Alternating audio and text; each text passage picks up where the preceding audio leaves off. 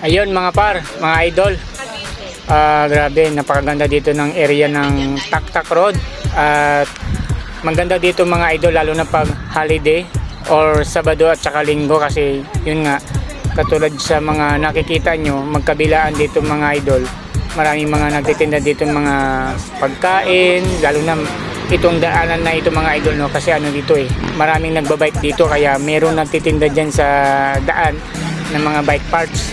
So ayun yan, katulad niyan merong ano dito kasi nga merong isang magandang simbahan dito yung Immaculate Church dito sa Taktak Road kaya free parking yan.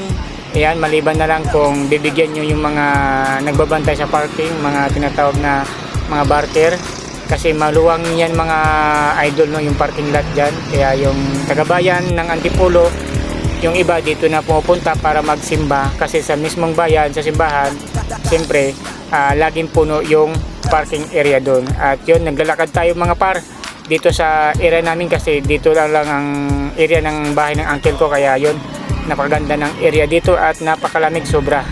Kaya yun, nakita nyo may mga iba't ibang klaseng mga tinda dito, mga prutas, pagkain. Yan, ang daming tao pupunta dito mga idol katulad niyan mga nagbabike.